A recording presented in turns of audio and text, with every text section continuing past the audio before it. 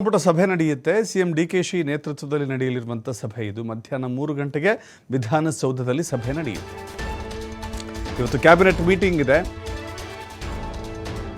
CM DK Shivakumar ಹಲವು ನಿರ್ಧಾರಗಳನ್ನು ತೆಗೆದುಕೊಳ್ತಾರೆ.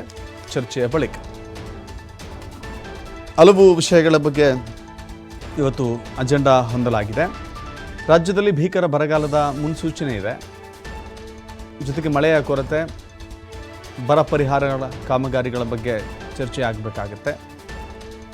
ಬರ ಪರಿಹಾರದ ಕಾರ್ಯಗಳು ಹೇಗೆ ಸಾಗಬೇಕು ಅಂತ ಹೇಳಿ ಬಹುತೇಕ ಅರ್ಧಕ್ಕೆ ಅರ್ಧ 80ಕ್ಕೂ ಹೆಚ್ಚು ತಾಲೂಕುಗಳಲ್ಲಿ ಮಳೆಯಾಗಿಲ್ಲ. ಹೀಗಾಗಿ ಕುಡಿಯುವ ನೀರಿನ ಸಮಸ್ಯೆ ತಲೆದೋರುವ ಹಾಗೆ ಕಾಣಿಸ್ತಾ ಇದೆ. ಜಾನುವಾರುಗಳಿಗೆ ಮೇವಿನ ಸಮಸ್ಯೆ, ಕುಡಿಯುವ ನೀರಿನ ಸಮಸ್ಯೆ, ಇನ್ನು ಬಿತ್ತನೆ ಮಾಡಿರುವಂಥ ಬೆಳೆ ಒಣಗ್ತಾ ಇದೆ. ರೈತನ ಶ್ರಮ, ರೈತನ ಹಣ ಪೋಲಾಗ್ತಾ ಇದೆ. ಹೀಗಾಗಿ ಬಹುತೇಕ ಕಡೆಗಳಲ್ಲಿ ಇಂಥದ್ದೇ ಬರದ ಛಾಯೆ ಇದೆ. ತುರ್ತು ಕ್ರಮಗಳನ್ನು ತೆಗೆದುಕೊಳ್ಳಬೇಕಾಗತ್ತೆ. ತುರ್ತು ಪರಿಹಾರ ಕ್ರಮಗಳನ್ನು ತೆಗೆದುಕೊಳ್ಳುವ ನಿಟ್ಟಿನಲ್ಲಿ ಇವತ್ತಿನ ಸಭೆ ಬಹಳ ಗಮನವನ್ನು ಸೆಳೆದಿದೆ. ತಾತ್ಕಾಲಿಕ ಮೇವು ಕೇಂದ್ರಗಳ ಪ್ರಾರಂಭದ ಬಗ್ಗೆಯೂ ಕೂಡ ಚರ್ಚೆ ಆಗ್ತಾ ಇದೆ.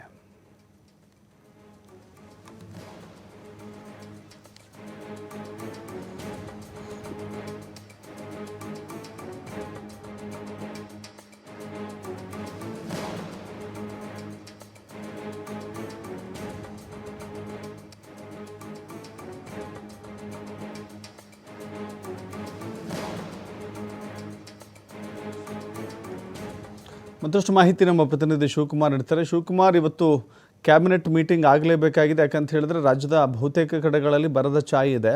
ಬರ ಪರಿಹಾರ ಕಾರ್ಯಗಳನ್ನು ತುರ್ತಾಗಿ ತೆಗೆದುಕೊಳ್ಳಬೇಕಾಗಿದೆ. ಇವತ್ತು ಏನೆಲ್ಲ ನಿರೀಕ್ಷೆ ಮಾಡಬಹುದು ಸಭೆಯಲ್ಲಿ?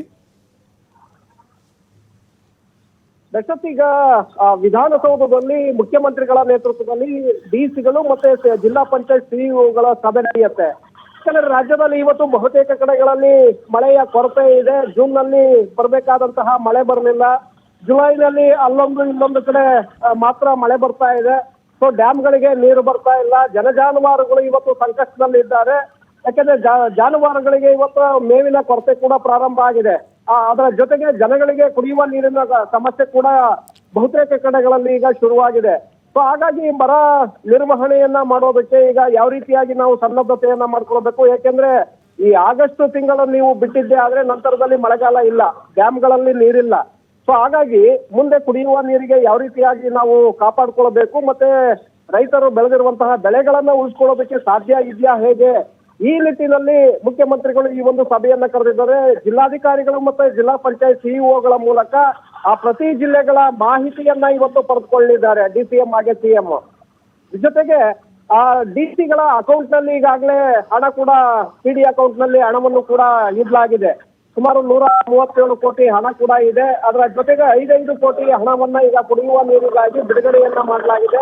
ಇದೆಲ್ಲವನ್ನು ಕೂಡ ಬಳಸಿಕೊಂಡು ಸೂಕ್ತವಾಗಿ ಬರ ನಿರ್ವಹಣೆಯನ್ನ ಮಾಡಬೇಕು. ಮತ್ತೆ ಗೋಶಾಲೆಗಳನ್ನ ಪ್ರಾರಂಭ ಮಾಡೋದು, ಹಾಗೆ ಜಾನುವಾರುಗಳಿಗೆ ಅಲ್ಲಲ್ಲಿ ಮೇವಿನ ವ್ಯವಸ್ಥೆಯನ್ನ ಮಾಡುವಂತಹ ಒಂದು ನಿರ್ಧಾರಗಳನ್ನು ಕೂಡ ಇವತ್ತಿನ ಸಭೆಯಲ್ಲಿ ತೆಗೆದುಕೊಳ್ಳಲಾಗತ್ತೆ.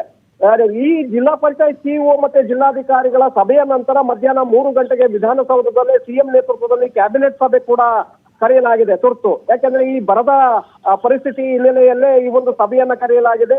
ಕ್ಯಾಬಿನೆಟ್ ಸಭೆಯನ್ನು ಕೂಡ ಇದರ ಬಗ್ಗೆ ಗಂಭೀರವಾಗಿ ಚರ್ಚೆಯನ್ನ ಮಾಡಲಾಗತ್ತೆ. ಎಲ್ಲೆಲ್ಲಿ ಸಮಸ್ಯೆಗಳು ಎದುರಾಗಿದೆ, ಕುಡಿಯುವ ನೀರು, ಹಾಗೆ ಜಾನುವಾರುಗಳಿಗೆ ಮೇವಿನ ಸಮಸ್ಯೆ ಇರ್ಬೋದು, ಮತ್ತೆ ಗೋಶಾಲೆಗಳನ್ನ ಪ್ರಾರಂಭ ಮಾಡೋದಿರ್ಬೋದು, ಮತ್ತೆ ಈಗ ಈ ಪರಿಹಾರ ಕಾರ್ಯಕ್ರಮಗಳನ್ನ ಕೈಗೊಳ್ಳೋದಕ್ಕೆ ನೆರವನ್ನ ಬಿಡುಗಡೆ ಮಾಡುವ ಬಗ್ಗೆ ಇವತ್ತಿನ ಸಂಪುಟ ಸಭೆಯಲ್ಲಿ ನಿರ್ಧಾರಗಳನ್ನ ತೆಗೆದುಕೊಳ್ಳಲಾಗತ್ತೆ. ಹಾಗೆ ಬಿಡದಿ ಟೌನ್ಶಿಪ್ ವಿಚಾರದ ಬಗ್ಗೆ ಕೂಡ ಇವತ್ತಿನ ಸಂಪುಟ ಸಭೆಯಲ್ಲಿ ಗಂಭೀರವಾಗಿ ಚರ್ಚೆ ಆಗುತ್ತೆ ಅನ್ನುವಂತ ಮಾಹಿತಿಗಳಿದೆ.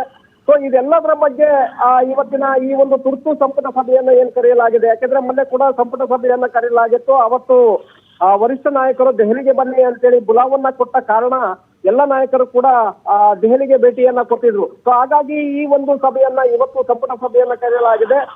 ಪ್ರಮುಖವಾಗಿ ಬರ ಹಾಗೆ ಮಳೆಯ ಕೊರತೆ ಈ ವಿಚಾರವನ್ನ ಗಮನದಲ್ಲಿಟ್ಕೊಂಡೆ ಈ ಒಂದು ಸಭೆಯಲ್ಲಿ ಚರ್ಚೆಯನ್ನ ಮಾಡಲಾಗತ್ತೆ. ಹಾಗೆ ಕೇಂದ್ರ ಸರ್ಕಾರಕ್ಕೆ ಹೆಚ್ಚು ವಿಶೇಷ ಪ್ಯಾಕೇಜ್ ಅನ್ನ ಘೋಷಣೆ ಮಾಡಬೇಕು ಅನ್ನುವಂತ ನಿರ್ಧಾರವನ್ನು ಕೂಡ ಇವತ್ತು ತೆಗೆದುಕೊಳ್ಳುವಂತ ಸಾಧ್ಯತೆಗಳಿದೆ. ದಶರಥ್, ಥ್ಯಾಂಕ್ ಯು ಶಿವಕುಮಾರ್ ನಿಮ್ಮೆಲ್ಲ ಮಾಹಿತಿಗೆ.